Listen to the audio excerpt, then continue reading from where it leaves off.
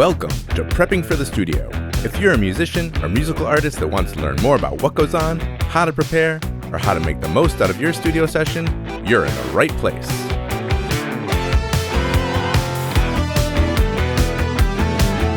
Prepping for the Studio. Hello and welcome back to Prepping for the Studio, the podcast for musicians who want to learn more about what goes on in the studio, how to prepare, and how to get the most out of their time and money.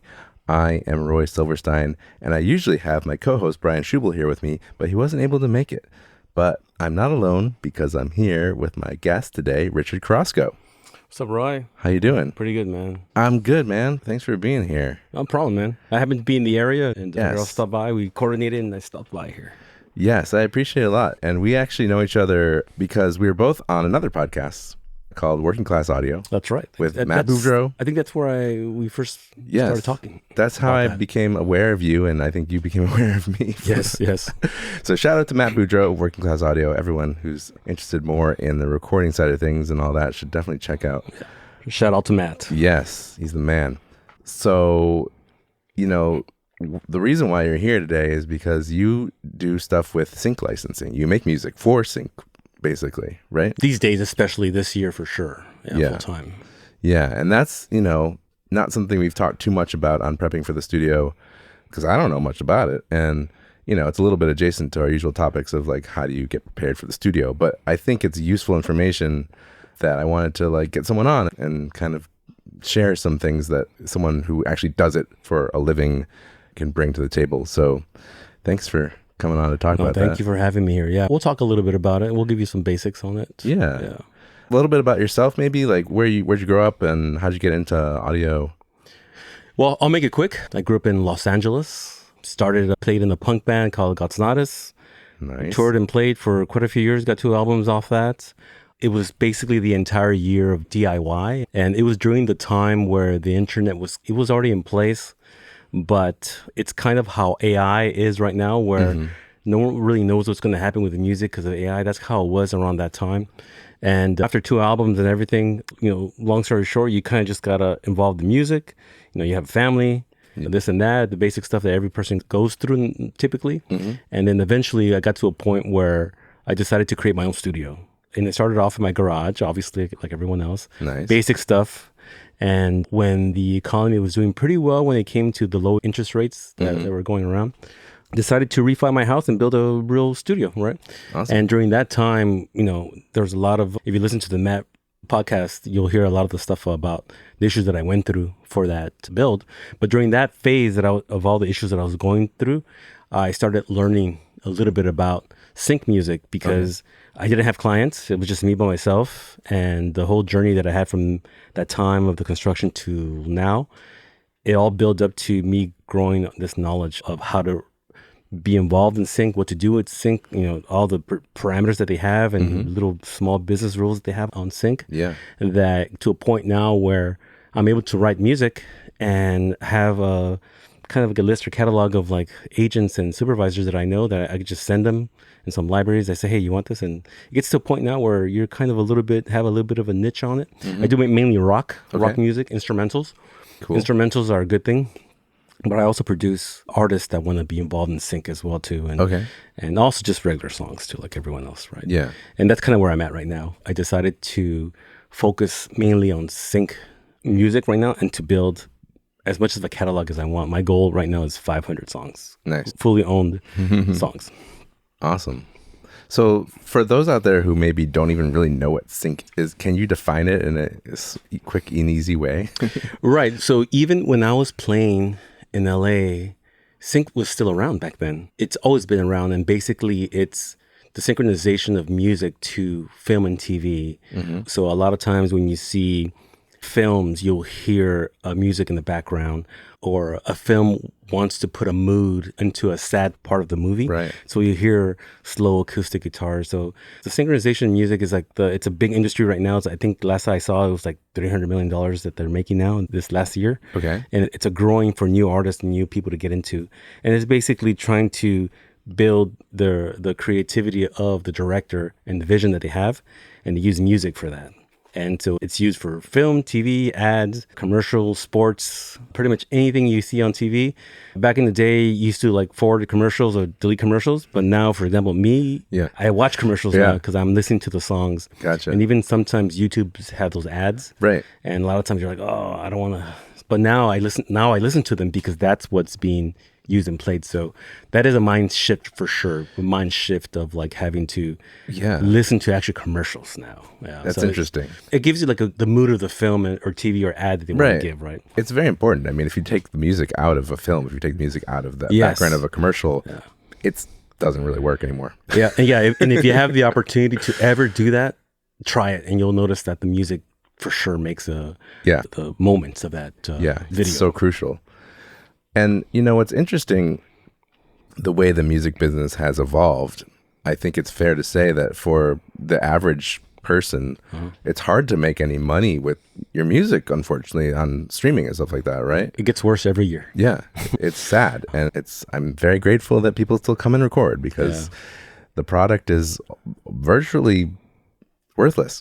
Yeah. I hate to say that. And what's interesting is that the service of a studio or recording engineer or producer is no different than a plumber or someone that does drywall. It's still a service. Yeah.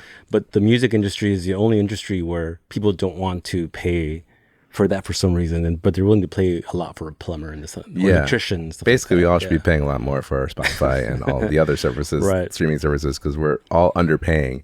All that money should be distributed a lot more to the people who make it. Another podcast. Yeah. But Sync is a place where there's still some money if you can sell some songs. Am I correct on that? There is. The budgets are a little bit less now than they were before because I think there's more people involved in it and there's more films being done. Yeah. But the budget is still there for them. And a lot of times, like when they do a film, a major film, they have a budget of like, let's just say, throw a number out, like $100,000, whatever. Sure. Now, they have to fill the entire movie with those $100,000. So it could be 2 songs, it could be 20 songs, right? It could be $500, it could be like $20,000. It just depends, right? Okay. But it is a little bit less than it was before because there's more of it. There's more people doing Sync, and maybe is there less production of films and TV shows these days? No, I think there's more production of films. Ignoring the whole SAG. What do they call it? Not the boycott, but the strike. The strike. Yeah. Prior to that, yes. There's still a lot more of that because they use it now for video games. There's music for video games. Sure.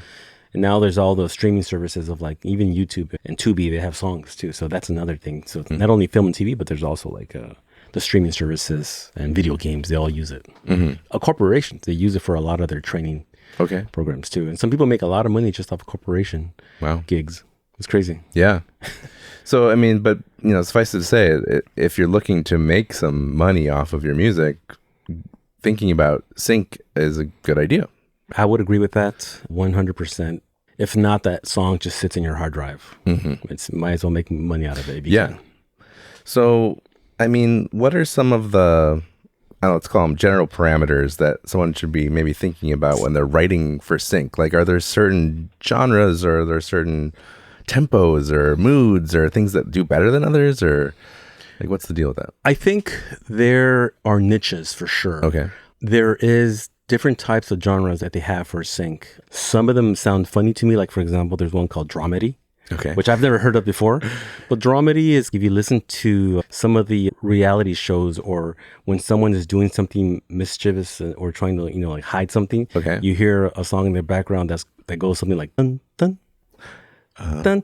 Yeah. Bing, right. That's kind of like it's drama, but kind of funny. You're being fishy. Yeah. So that's called dramedy. And then they have obviously they have the rock instrumentals. That's the simple stuff. And they have like acoustical stuff. Like sometimes when you see the interviews with athletes when they're growing up and they're poor, you hear like a sad acoustic song in the background. There's different types of genres for music. And a lot of times there's certain composers that niche on certain things, right? The genres you described are almost like moods. They're moods, yeah. So it's about how you make them feel, which is different than artists. Yeah. And we could talk about that. Right. It's not like hip hop, rock. It's a different mindset for sure because you're writing songs for the feeling. You're not writing songs anymore to be like unique. You still have to have authenticity in what you're doing and uniqueness. You can't just copy everybody, but at the same time there is some level of like consistency of that dramedy topic, for example. They all kind of sound the same, but you have to be still authentic.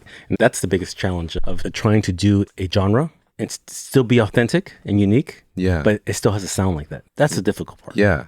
You have to stay within these certain bounds of a mood, but right, do a version that's authentically you and not just a copycat. But to answer your question, yes, there's different genres. There's also like what they call ethnic music, which is just like Middle Eastern music, Spanish music, Egyptian music. That they have that genre. So people specialize in these different areas. Yes, the trailer music, like all the trailer music you hear in a world. Yeah. I think, yeah. They have an orchestration. People do orchestra. Well, there's a lot of niches that people get into. Not everyone can do everything at once. That's one thing advice we'll talk about later too, that you have to kind of find your niche, what you're good at. Right. And you've been doing a lot of rock recently, right? Rock seems to be the easiest for me because I used to play in a punk band. It's just so easy for me. Yeah. And I'm able to play the guitar, bass, and drums. And basically that's the majority of a rock song. It's just guitar, bass, and drums, right? I played it in the 3-piece band, so it just sounds that way. And with some engineering skills, you can make a 3-piece band sound very big. Right. Totally. Are vocals something that you should have or shouldn't have, or both? Or a lot of songs that are placed in the sync world don't use vocals. Okay. The majority of them are instrumentals. Gotcha. But if you're trying to sell your song to an agent or a supervisor that doesn't really know you, usually the vocals sells the song. Okay. Right.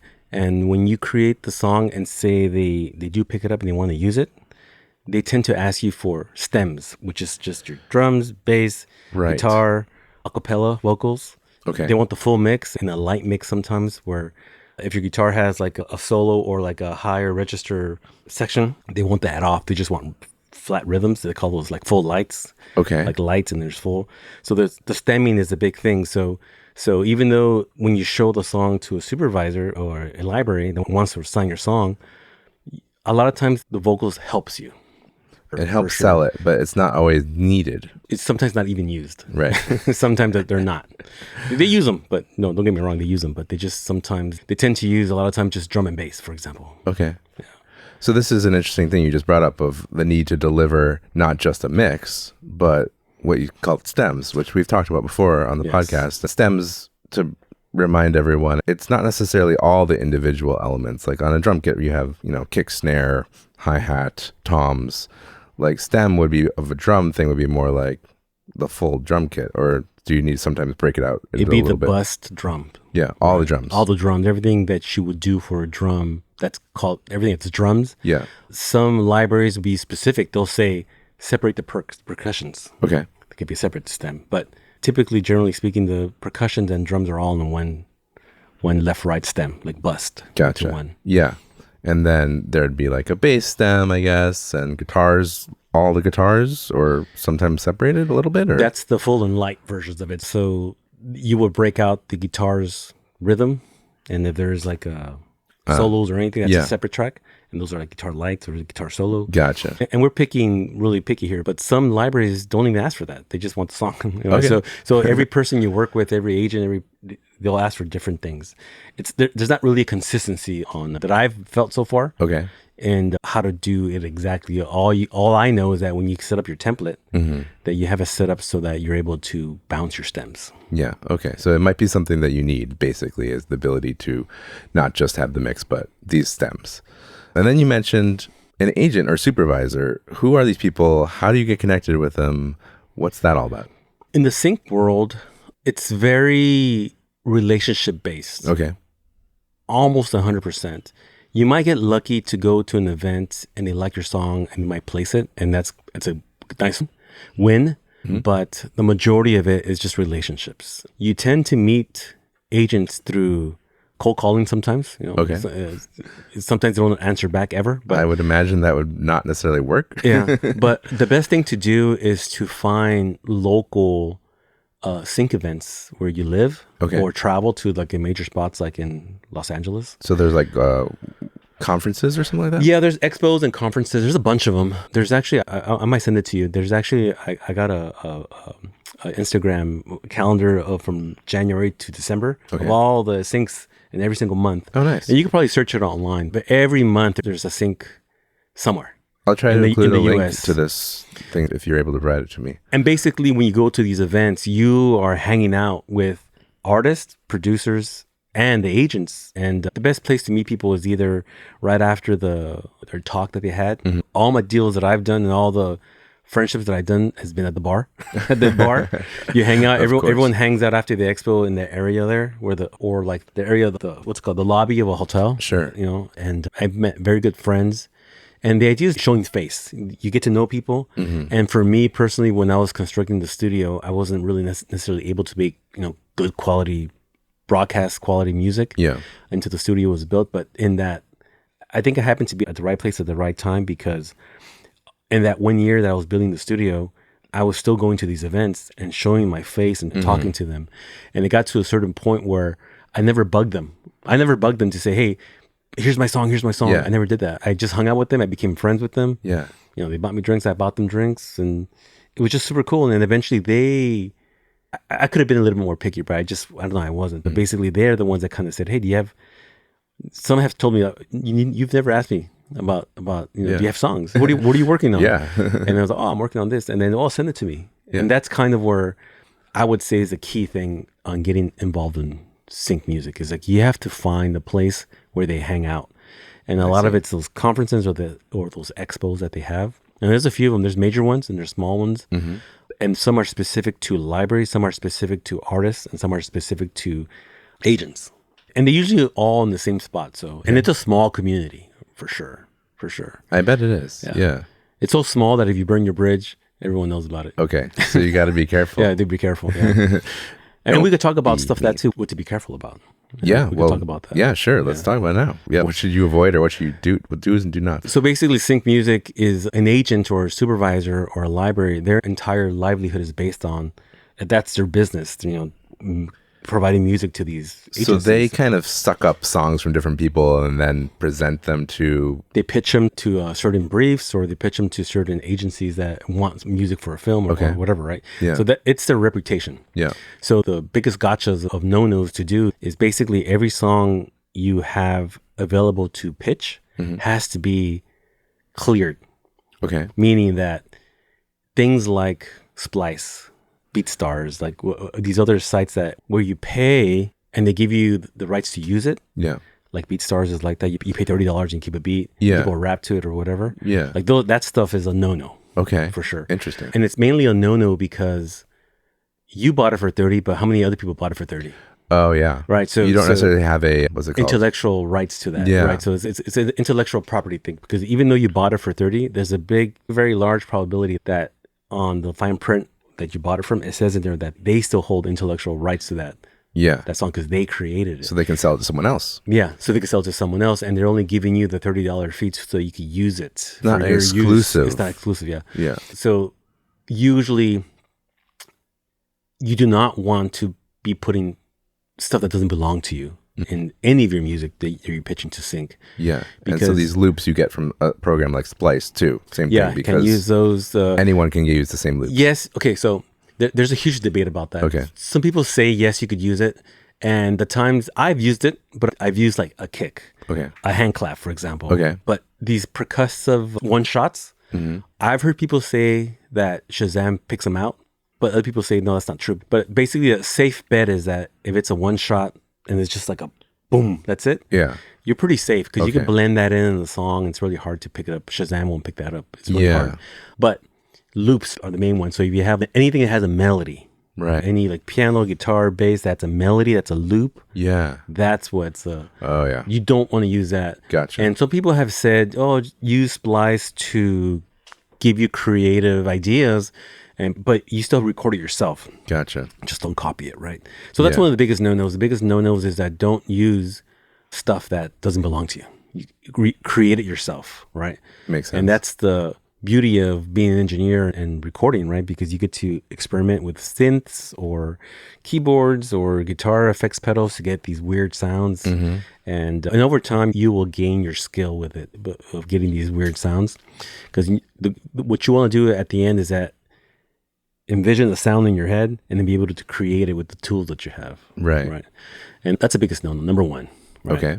Another thing that's quite common is like bugging them, Okay. right? Yeah. So they're super busy. They listen to 1,000 songs a day. Yeah. If you email them and you happen to meet someone and you send them a track, they probably heard it. But a lot of times people barrage them with like emails. Hey, Yeah. like, and then some of them get mad. It's like, oh, it's been 30 days. You haven't got back to me. Right. So they're human too. Yeah. They have their lives too. And so you don't want to build a bad relationship, right? Yeah. It's all relationship based. So If you're pestering them too much, they're going to be like, this person's annoying. yeah, Just go away, please. Yeah. And the other thing is just like the typical broadcast quality, record quality. It has to be pretty good. Mm-hmm. It doesn't have to be exactly like a Grammy winning song. Sure. Where it's like everything is notched and you have like everything perfect. Yeah. It has to be good enough to be broadcast quality and loud enough with good recordings, for sure. Recording off of an iPhone, for example, like just doesn't really do it, for example. Yeah. And you might argue and you hear stories of people recording tracks on iPhones, and that's fine. But I think the big thing is just you need to have a pretty good quality stuff. Right? Don't turn in stuff that's not mixed or master or demos. Like if you send the agents or supervisors, oh, here's a demo, or you ask them things like, well, let me know what you think. I should make changes. They don't have time for that. Right. They don't have time for that. No. You need to be ready, sync ready, your songs ready. And the songs need to have certain things that they look for on songs. Like what? Basically, there's a saying that says, don't bore us, get to the chorus. Okay, yeah. You heard that, right? Of course. So basically, they don't want a 45-second intro. Okay. Right. So it's usually intro, and then you go to like chorus, and then verse 1, chorus, and then maybe like a bridge. Okay. Or hook. But when I say chorus, I'm referring to like a hook. Right. Like intro, hook, like kind of like a verse in the sense, either melody, instrumental for guitar, but what's considered like a verse. And then you could do hook, verse, whatever, and then hook, bridge, / bridge, whatever. Okay. And then just the outro. But the basic thing about sync music is that you have to have these certain, grab the attention of the supervisor in the first 30 seconds. Because they're going through so many songs, and if you can't catch them in the first 20, 30 seconds, they're going to skip and go to the next one. Makes sense. The other thing that's certain general rules they use is these things called stingers. Okay. Have you heard of sting? A stinger is like a song just stops, like dun dun dun dun dun. Yeah, sure. And then I use them in the podcast. B starts, right? Section B starts. Yeah. ABA is very common. The ABA idea. Sync is very safe. You do an A section. Okay. Still the intro, with the A section, you pick a motif, a hook, a sound that you want. And then when you go to B, it's just a little bit different than A. Either lower volume. If you look at the waveforms of your mix, A is usually bigger, B is a little bit smaller. Okay. And you build to the A2, the A section. Okay. You do outro, and basically you add elements every 4 to 8 measures. Okay. You always got to add and change, add and remove, right? Okay. Because the key thing you want to do with sync music that's generally safe is that when an agent or someone hears your song and say they actually hear the entire song, they want to be able to edit and cut sections of your song and the A, B, A2 side and be able to mix them around and use them for their film. And that's a hard part to learn how to do that eventually over time. But basically, you want to be able to write songs where every 4 to 8 measures, it kind of changes or add or remove instrumentation. Okay. But they're able to cut and you're able to move that to somewhere else and it still sounds good. Gotcha. Right. So the ability to cut is a big thing. So you probably need to do it to a click. Oh, for sure. Yeah, for it's on sure. a grid. Yeah, because a lot of times the film has its certain internal tempo of dialogue, and so they have to match it with that. And sometimes when you get briefs, they'll say, 90 to 100 beats per minute, for example. Sometimes you get some requests to create music of a specific type? Yeah, so when you're in the sync world, you pretty much have, I guess, 3 ways. One way is that you get a brief that says, we're looking for this type of song. Okay. And here's a song that sounds like it. Okay. Don't copy it, but we're looking for songs that kind of sound like this. Yeah. That's one way. The other way is an agent comes to you directly and says, hey, do you have any songs? And you'll send them some songs, samples, and say you send them a rock, acoustic, this dramedy one, right? And they might say things, oh, can you make me 8 or 10 of these rock songs and another 4 or 5 of these dramedy ones? Okay. That's one way. That's more the relationship way, right? They know you. Yeah. And the other one is that they pretty much, they know you do that and it's custom. They tell you we want these songs. I'm making stuff up, right? But they'll say things like, well, you'd be surprised sometimes they might say stuff like this, but they'll say like, we want an acoustic recordings that sounds like Rage Against the Machine. Or like rock like that. And you're like, oh, how do you do that? So that's more custom based. That's more like niche. Yeah. Those are the ones that pay the most. But that's like years of relationships with someone that already knows like what you do and you're niched in that and they do that. So basically those are the main ways you get songs placed. There's a lot of organizations that provide briefs to you. Okay. The one that everyone knows about is Taxi. Okay. I don't know if you heard of Taxi. I've heard about it. I don't really know what it is though. Taxi is it's kind of like a pay for service where you pay them for the year and they give you access to their briefs. Okay. Right. But they are kind of like pay for play. And I would generally comment that when you're first starting out, I personally don't have any problem with you paying to get in there. Yeah. Meet people. Right. But if your entire career is that, then that should be a problem. Right. Yeah. Like, I'd imagine that would. But technically you shouldn't be paying to show. So like if anyone comes up to you and says, this is my personal opinion, right? If anyone comes up to you and says, hey, like, if you give me $200, I'll pitch your songs to this person over here. There's people who do that, and you can't hate on the idea that people make a living, and that's what they do. Yeah. And some of them are successful, and some aren't. But the point is that eventually you have to get to the point where when you build those relationships with your people that you know that are in the industry, you don't have to pay. Okay. They come to you, and that's eventually where you want to be. But there's no shame in starting out first to pay and hey, let me see what's out there. So when someone's getting the skills, just getting into this, they might try out Taxi. Yes. Are there other kind of marketplaces where you can just kind of upload some songs and be like, hey, this is a song that I made? So one thing that I did early in the beginning is that, and it's way better now than it was before, is that you go to Instagram and you just type in like Music Sync or Sync in the search engine, and you'll see like a whole list of like agencies that are sync agencies. Okay. And basically what you do is you just go to the profile, you go to the website, and some websites have a link that says submit your music. Okay. Others don't. But basically don't submit your hip hop song to a library that does rock music. Okay. They hate that. Yeah.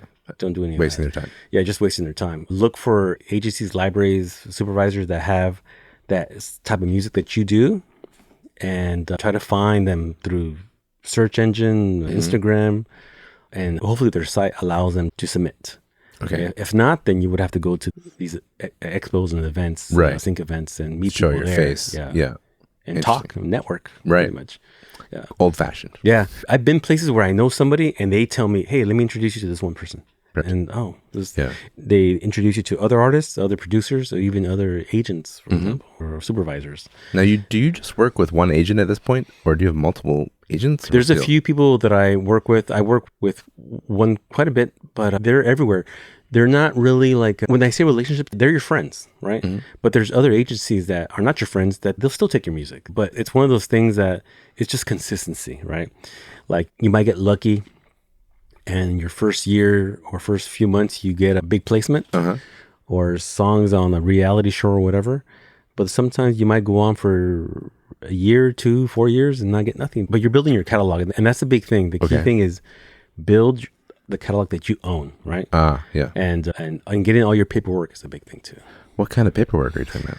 Like every agency, every person that picks up your song, you need to have a performance rights organization, which is like BMI, ASCAP. Gotcha. And I think BMI, for example, they're performance rights organizations, meaning that when your song is placed and it's being played, that's where the royalties come in through, and they pay out through them. This is an important thing to do, whether you're doing sync or just doing music. Yes, and you'd be surprised that, because we record bands, right? Yeah. I would say that 90% of people don't have pros. Right.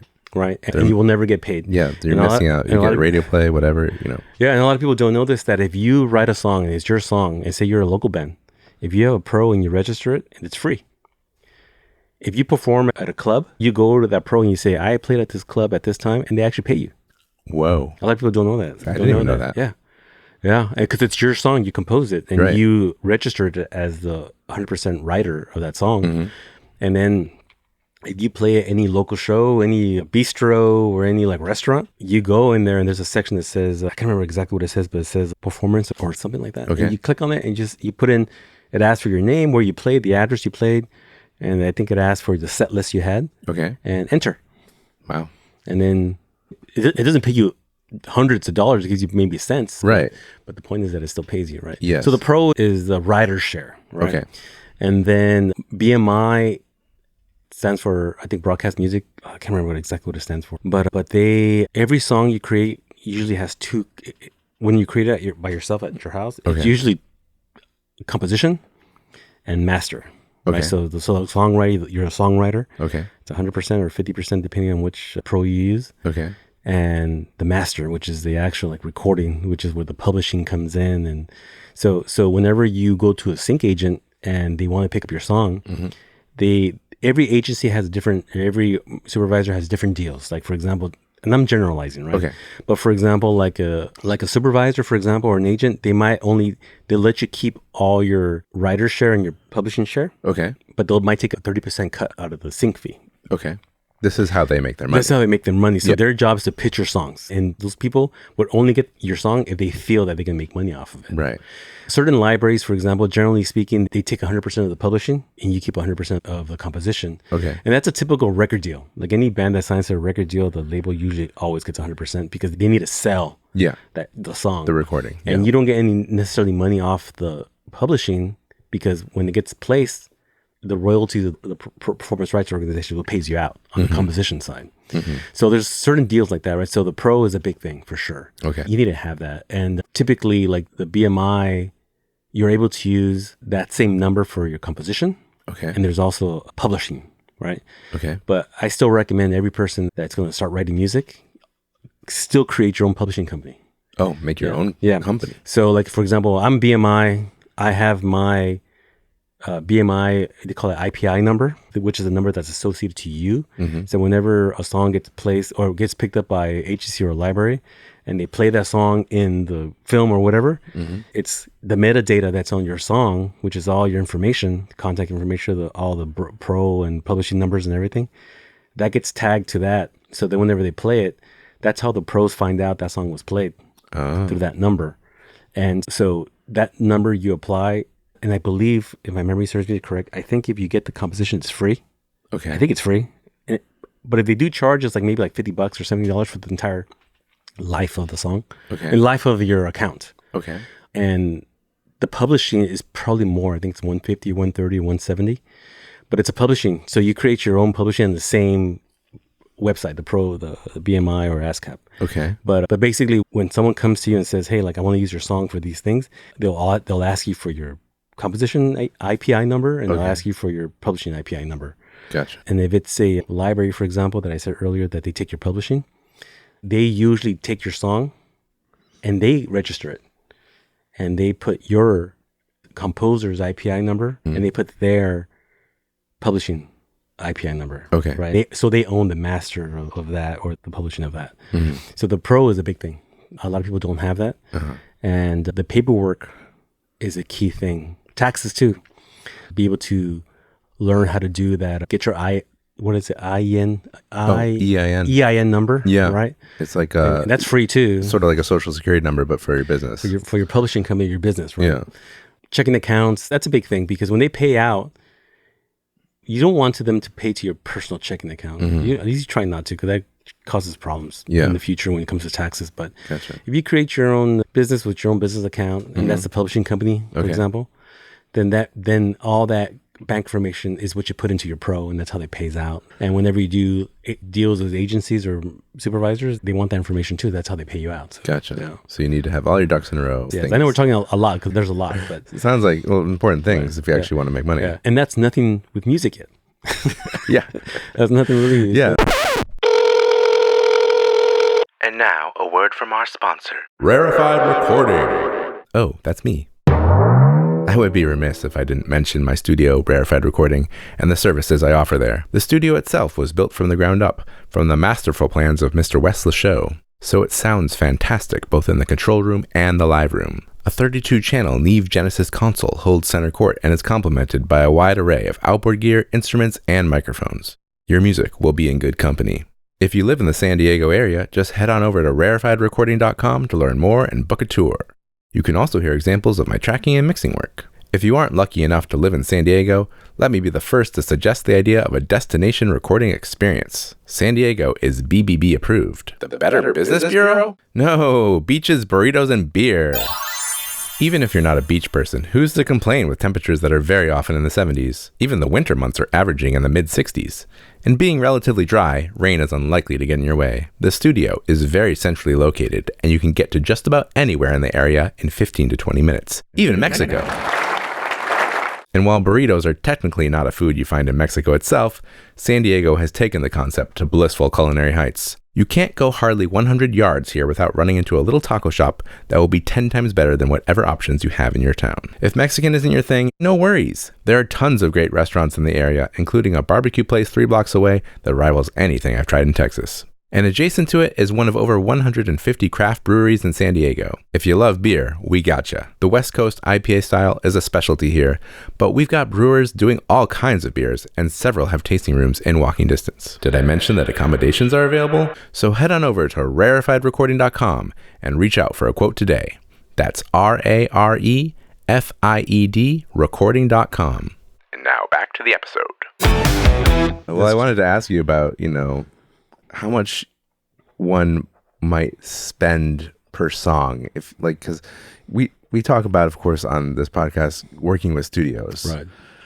Is it realistic to work with a studio to make the recordings for sync if you want to actually make some money? Right. Or is it going to eat in too much into what you make? It can, right? Because studios are not cheap. Yeah. Right. And you could spend a lot of money in creating a 10-song album. Mm-hmm. Let's just pick on 10 rock song instrumentals, for example, Sure. 2 minutes long. How long would that take in the studio? A week and a half? Yeah, I mean... 10 days, for example? Yeah, 10 songs, 10 days. Right. Let's just put it that simple. So just say at $500 a day, Yeah. that's $5,000, Yeah. right? And you could have these songs picked up. Everyone loves them. And they could be in a library or an agency's catalog or supervisor's catalog, but they might sit there for 5 years. Yeah. 2 years Right. without even being picked up. So being able to be your own producer pays big dividends, right? Yeah, seems like a big advantage. And one thing that's to add to that really quick is that I've had supervisors make comments of the idea of just hear out this concept really quick. Okay. And again, it's generalization, so it's don't hold me to this, but pretty much the idea is that I've heard them say that they would rather go to that one person that wrote the song and they know they own everything. And even though it's not that great of a song, compared to a group of 4 people, for example, that the song's awesome, Yeah. but there's 4 people, Yeah.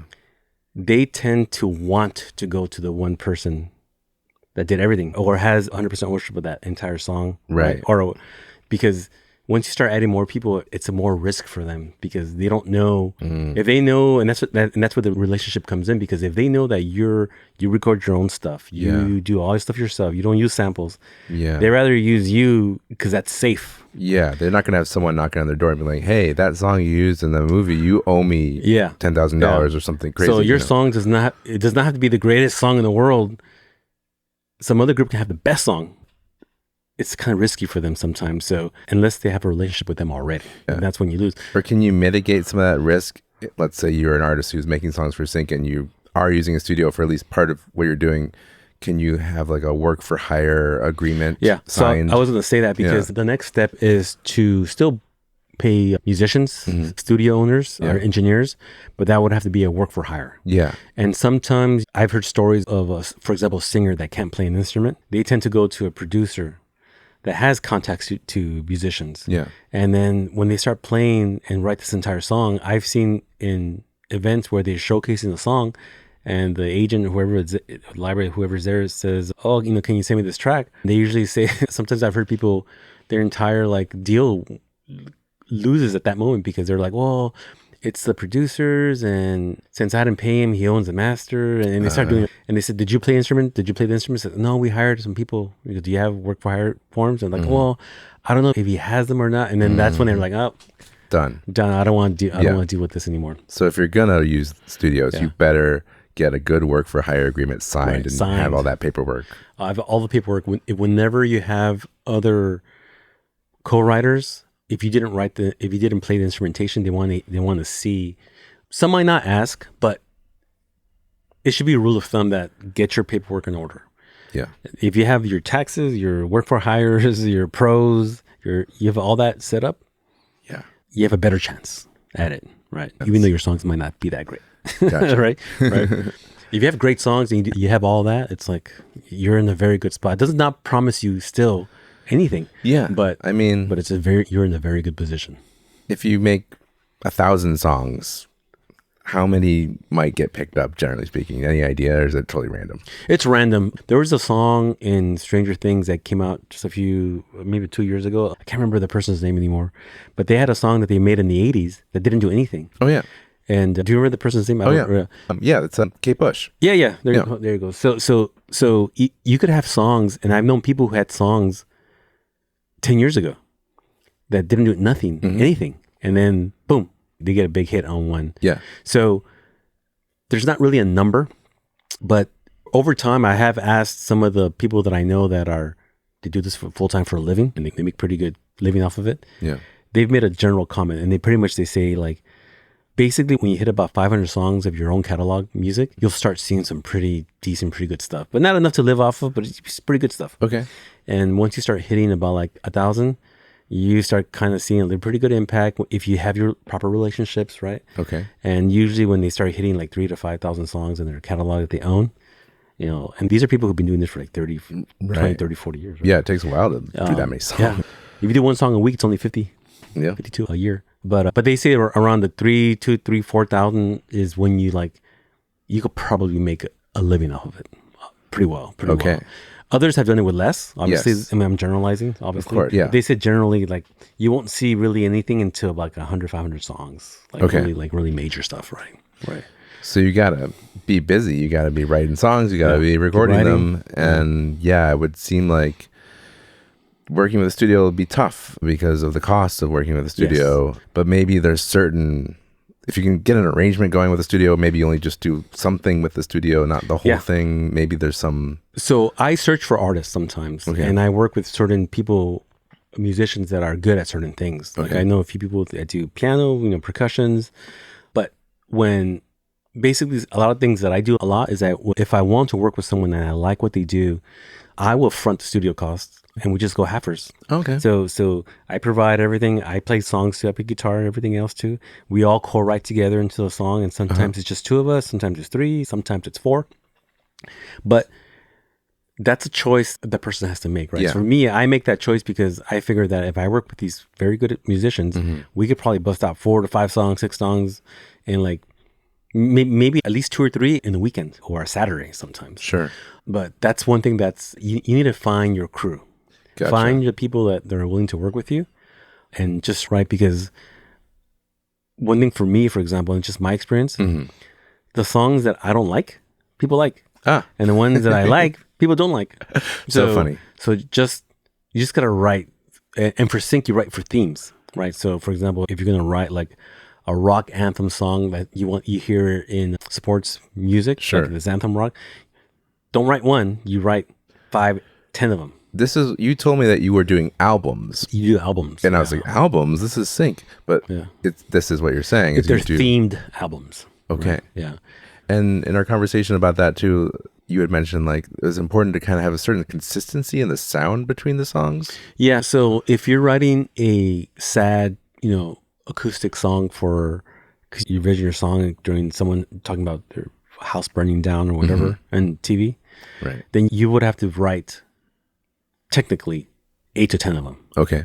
That sound that same feeling of like sadness. And what about like the sound of the guitar? Like should it be the same like? Yeah. So and that varies but generally speaking, yes. Generally speaking, someone gave me an advice one time is that if you set up your template and you record guitar and you record drums and your guitar and you like it, keep that same template and just write 5, 10 songs in that same template. Okay. Same VSTs, same everything. Just keep them that way.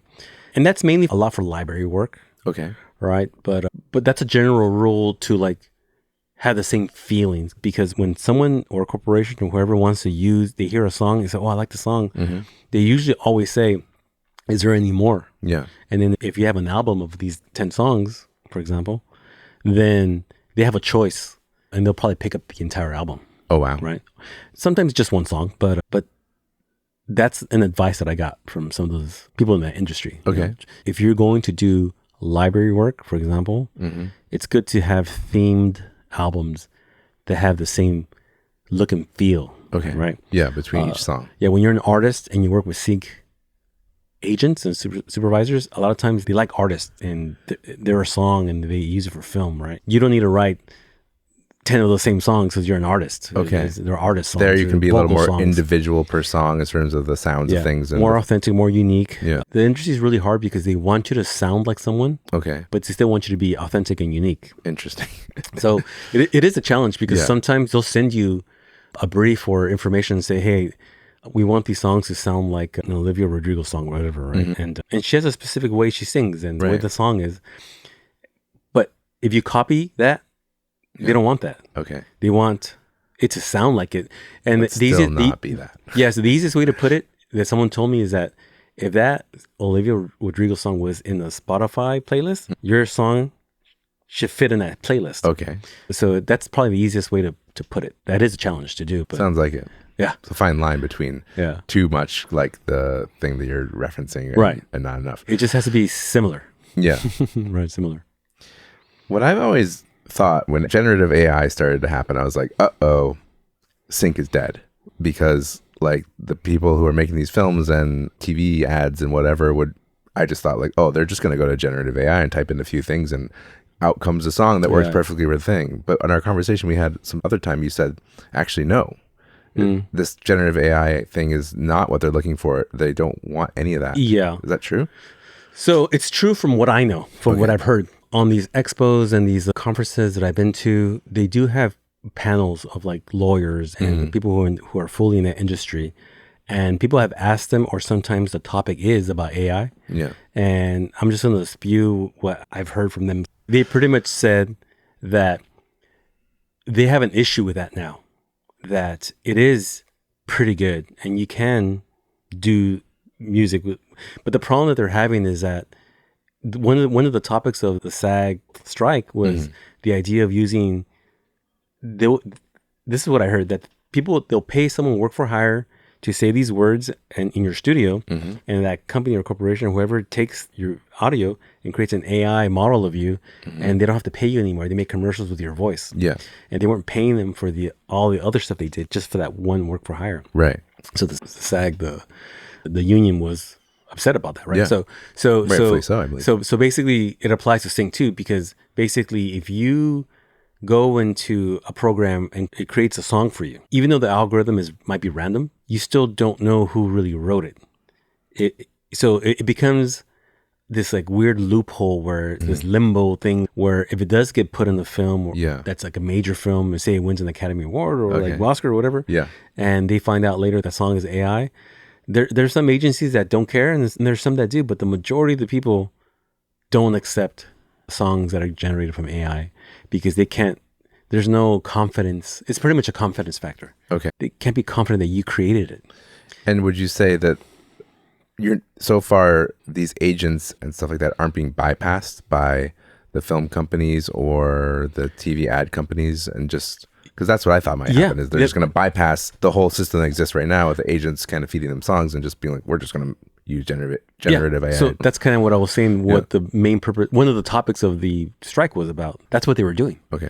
They were doing that. They were using AI to, and not pay artists, not pay actors. Yeah. Right.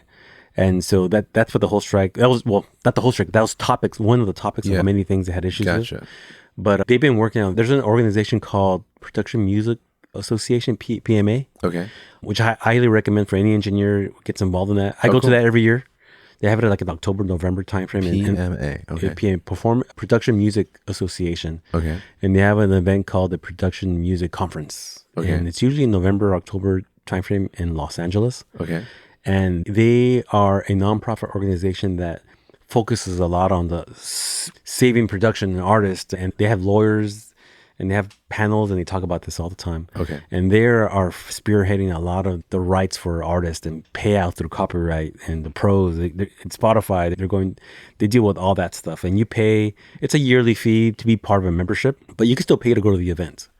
But it's a good thing to have that. But they strongly try really hard to not have AI done in anything. They want to protect artists. Gotcha.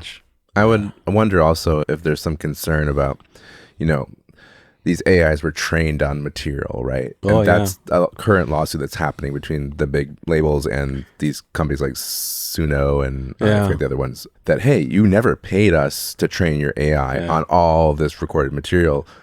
And they're trying to say it's fair use. And so that's kind of a thing we don't know the outcome yet. So I imagine that because of that, like there's uncertainty and maybe they just don't want to go there also. Right. That is a big topic that is brought up in those, like the PMC. Yeah. They talked about that. And yes, that they claim it's fair use. Yeah. Because they're on YouTube videos, whatever, it's public. But the PMC, the organization, is saying, no, it's not. You're still use artists doesn't belong to you. Yeah. It's still intellectual property to that artist that you use their song to train your AI data. So you should pay them. Yeah. And that's still a battle. Yeah. That battle is actually happening now. Yes, so there's a lot we will find out in the future, depending when you listen to this, of course. But yeah, I mean, I strongly believe that it was BS that these AI companies were just training their stuff on all this recorded material. They have lawyers and everyone else has lawyers too. So they're fighting that out. They're fighting it out. Okay, that's all very interesting. If you sell a song with sync, can it be sold to another place too?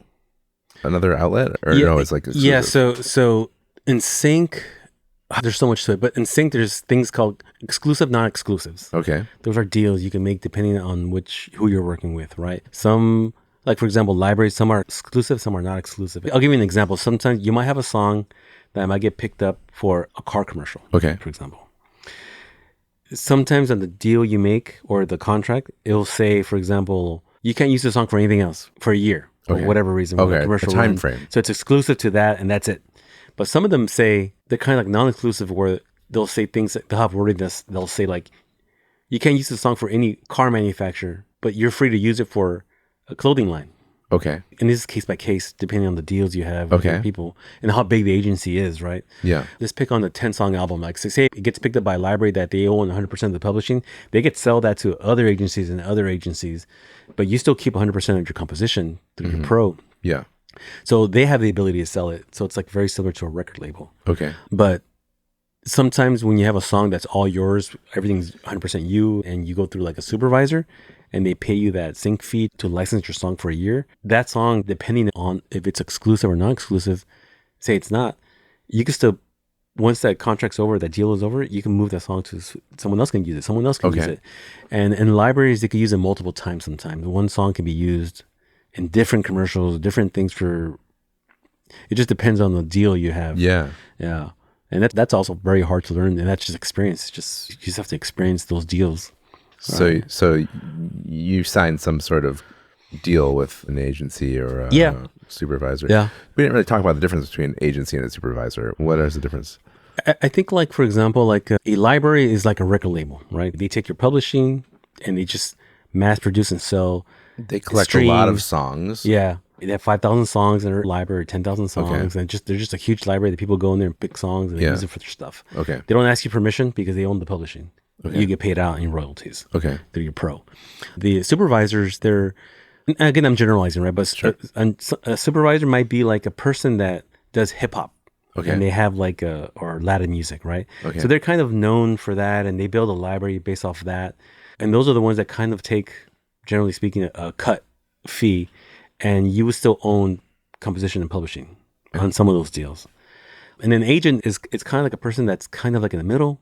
They're kind of a supervisor, but they're also like kind of like a library, and they're like the middle person. Okay. Or sometimes they work for a larger library. Okay. It's kind of like a little bit complicated, but yeah. But depending on what that deal is, that's a different deal, right? So it all comes down to the deals. But I would say generally speaking, if you work with a library, a 50-50 deal is what it is. It's like they take 100% of the publishing, you take 100% of your composition. Okay. And if there's any sync fees, some of them split it, some don't. It just depends, right? But basically a good deal is they split the fees They get the 100% publishing. You get the composition. Sync fees. What's that? So whenever they license your song, they pay a fee to use it for like the whatever time period they want to use it for, or buy you out, whatever the case is.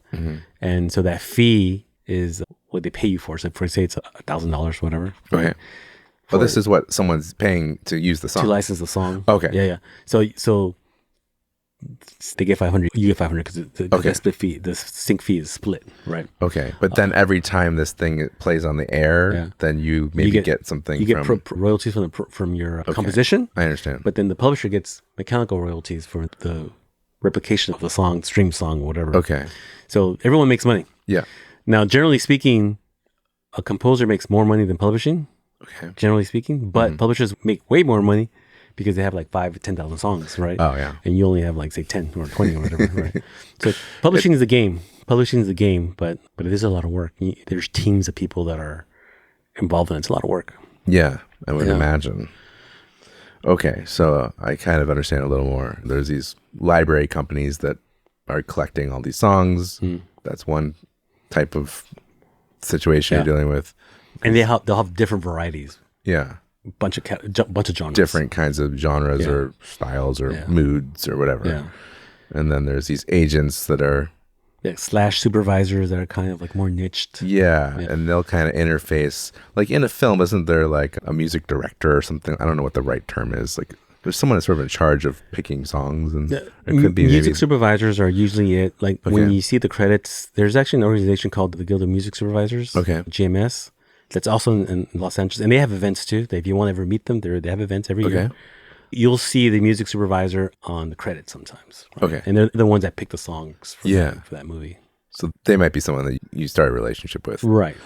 Yeah, because I assume they work on multiple films every year. And it's really hard to, for example, on this podcast, to say this is what the deals are. Yeah. Because everyone's different. Some take advantage of you, and you got to be careful about those too. Right. Yeah. Like I was saying earlier, that if someone tells you, hey, pay me, I'll pitch your songs, that's kind of like a little sketchy. Yeah, could be. Okay. So what about using virtual instruments in your production? Is that okay? Or yeah, I think generally speaking, I have not heard of any person in that industry argue that you can't not use the VSTs. Because if you use a guitar VST or a piano VST, it's just like considered a one shot, I guess you could say. Okay. You can see it that way. But then when you play it, it's still a human playing it. Yeah. So as far as I know, there hasn't been any issues with VSTs when it comes to like still a person playing it. If you're using Logic and there's all these built-in virtual instruments, no problem using stock Logic instruments. No, not as far as I know right now. I have not heard or seen anyone have any issues with a human playing stock stuff, right? Yeah. Some of them have melodies, as samples. Like, no, you don't use those, right? Yeah, we already said don't do that. Right. Like ARPs, like on piano sometimes, like you play arpeggiator, for example. If you do your own chord and it arpeggiates and it's considered, a melody, that's okay too, because you're actually playing that part, right? Right. One thing that's very important to do is that when you write a song and it's done, you Shazam it. Oh. And if Shazam says nothing, you're good to go. It's a good test. Good test. Yeah. That's really cool. Now, but is it advisable to have some stuff that's a real instrument as part of what you do? Yeah, I think we talked about this last time. So I'll go into that kind of really quick. So pretty much when VST started going up and people had laptops, and there was a big influx of like composers writing songs with VSTs and everything, right? So from my experience in the events that I've been to, probably around 2018, I think a little bit before the pandemic shut down, some of the people in the panels started saying, we want live instruments. We want live instrumentation. And basically what they were hinting on is that, and some have said that they'll hear a song and they'll hear a kick or a piano and they will know already which VST it came from. And that's the thing about VSTs is that if you play a VST in your studio in LA, but another person plays that same VST in Michigan, it's still that same sound. Yeah. It's still the VST, right? And so there's no uniqueness with that sound. And I think the point I'm trying to make is that the sync world, the people who place music, they get super happy when you have like live instrumentation in your music. Okay. And even something simple like you could do 4 violins VST, and as long as you have one person record live and you blend that live with the VSTs, that's awesome. It sounds awesome. Yeah, I mean, I've done that in the studio too because I've noticed that, like, as soon as you put even just one real player mixed in with the virtual stuff, it makes a huge difference, making it sound more realistic and more authentic and more organic. Yes. So when I do like VSTs, whenever I have to write drum parts, like program drums, right? A lot of times I remove the hi-hat or cymbals and sometimes the toms too. Okay. Usually I will tend to have the kick and snare usually stay, and you blend with trigger and there's other samples on top of it, the one shots. But the hi-hats, you do them live.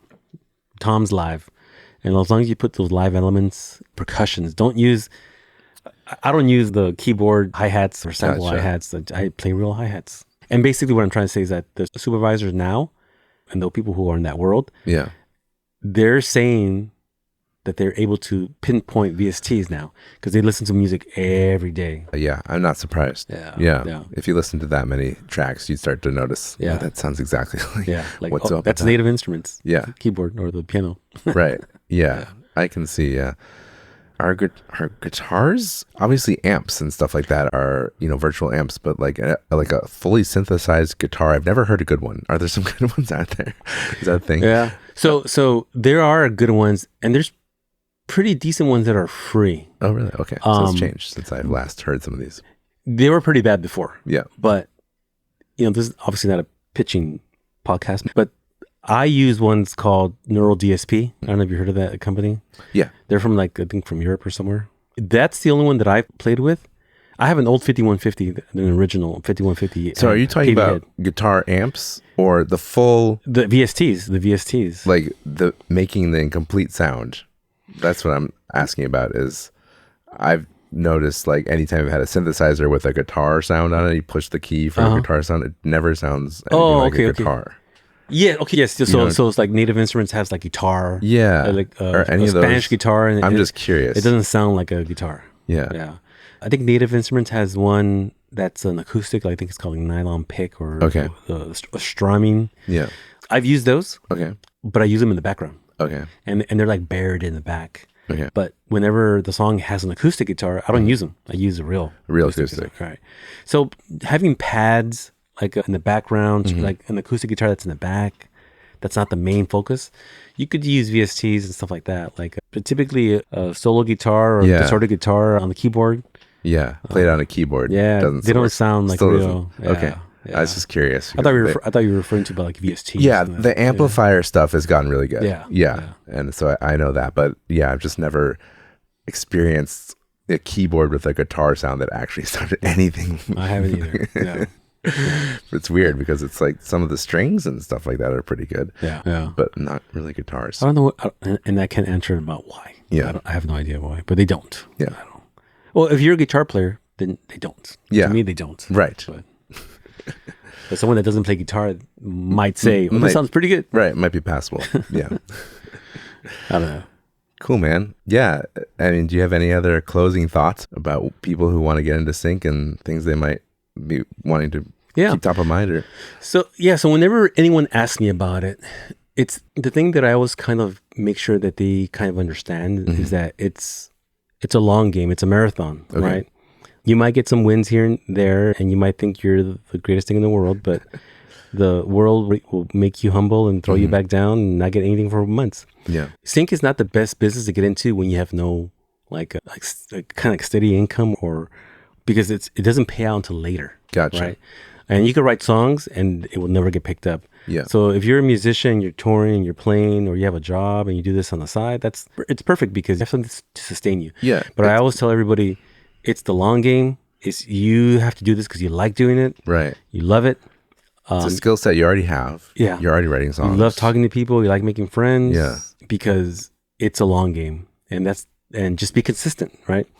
Having skills and mixing, and the goal that you want to do is that you want to be able to do everything yourself. Gotcha. But everyone says don't do everything yourself. So getting your team is a big thing too. Like if you're able to find the gaps, like I can't play piano that well. Okay. But I know people that I co-write with, they play piano very well. There you go. And so you have to be very conscious and humble of like your weaknesses. Gotcha. Right. And be able to find people around you that fill those weaknesses. Yeah. and just do it for a long time. That's pretty much the key thing, and not get discouraged because the world's a tough place. Yeah, it sounds like it takes time because you need to have a big catalog of songs before you're going to see dividends paid on this whole thing, because it's just, you just never know which ones are going to get picked up. Yeah, and it could be years before something you wrote gets picked up. Right. Exactly. Yeah. I talked to someone casually about this sort of thing because they're doing music like you for Sync, and they said they just write songs and they just give them to their agent and they just move on and they don't even think about it after that. That's a good point. That's another thing too that's you have to get very comfortable with the idea that a lot of people write a song and they're like, that's their baby. They get married to it, right? And they can't let it go. Yeah. When Sync World, that you can't have that. Right. You write, let it go. Next one. Yep. Right, let it go. Next one. Don't even think about it again. Yeah. And then one day you get surprised, like, oh, it got picked up. I'll tell you, like, I have songs that I wrote that I don't know how to play them anymore. I'm sure. And I wrote them, I recorded them, moved on to the next one. And if you ask me, hey, how does a song go? I'll be like, I have to figure it out, because you kind of moved on to the next one. And it's a different mindset for sure. The artist world and the Sync world are two totally different worlds. Yeah. Sync world's a little more structured, right? And artist is more creative, right? Yeah. But there's still creativity in the Sync world, but it's just the mindset's totally different. And it's a little bit more about being efficient. Efficient and quick. Kind of cranking out stuff. If you're really good, you can crank out a fully produced song in a few hours. And people do it all the time. I was talking to one guy at the event that I was with this weekend, and he says that he does 33 songs in a week. Wow. Amazing. I was like, I don't know how he does that, but that's pretty impressive. Yeah. He's an older guy, but he probably has his workflow like pinpoint. Right. So Templates, I imagine everything. I don't know what he does, but I imagine the longer you do this, the more you're able to get into that sort of way of quickly working, because you also gain the skills that you need to maybe do all these things. Because when you're first starting out, I mean, we talk about it on the podcast, like, you know, it's hard to learn how to be a good recording engineer and a good mixer and a good mastering engineer, all these things. That's why you want to go to a studio a lot of times, because it's like you should be focusing on the songs and you should let other people do these other things. But with Sync, it sounds like to really maximize your chances of making a living at it, if that's your goal, you kind of have to start wearing these hats more and more, and then maybe just fill in these little gaps, like you found a piano player. You have to be good enough to be dangerous. Yeah. That's pretty much you said you don't have to be a Grammy level whatever at these things, because it's not about that. It's about creating these moods or whatever, and it doesn't have to be the best thing in the world, but it has to just be the right thing for what just don't get discouraged. Just keep doing it. That's pretty much the best thing I could give advice to people. And don't fall for those whole like plugin stuff. Sometimes I want to buy this plugin, you know, just for example, like the Pro Tools and the Logic stock, they're pretty good. There you go. Yeah, you don't need to buy all this stuff. Just write. That's a big thing. Don't get discouraged that no one likes your song. They're not going to like them. Trust me.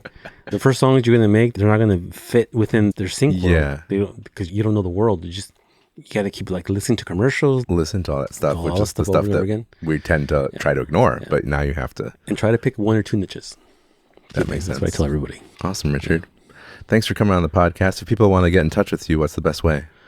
Well, I have an Instagram. I mainly use that a lot. It's studio that I own is Full Wave Studios. Full Wave. You're near LA, right? Yes, I'm about like 45 miles east of downtown Los Angeles. Far enough to be away from LA, but kind of like you here. You're in a very nice little area here. Yeah. But Full Wave Studios is the Instagram, and pretty much most of my information's there. And I post a lot of stuff there too. I have a TikTok, which is with the same name, but mainly Instagram is when people contact me. Awesome. Yeah, so feel free to ask me any questions, and I'll try to help out as much as I can. Right. Appreciate it, man. Okay. Cool. Thanks for coming on. Take care, everybody. Thank you. Thanks for inviting me, man. You're welcome. Yeah. Nice to have a great studio. Thank you. All right. Take care, everyone. Thanks for listening. That's our show for today, folks. Thanks so much for listening to Prepping for the Studio. If you enjoyed this episode, please leave us a 5-star review on whatever platform you listen to your podcast from. And don't forget to subscribe and tell your friends. Episode info and my ebook, A Musician's Guide to the Recording Studio, are available at preppingforthestudio.com. If you have any questions, feel free to reach out there. Prepping for the Studio was recorded and edited at Rarefied Recording by me, Roy Silverstein. Theme music written by myself and Ariel Levine. Performed and recorded by Ariel Levine. Many thanks to my co-host Brian Scheuble and you. Best of luck to you and your musical endeavors. And remember, As Alexander Graham Bell once said, before anything else, preparation is the key to success. We'll see you next time.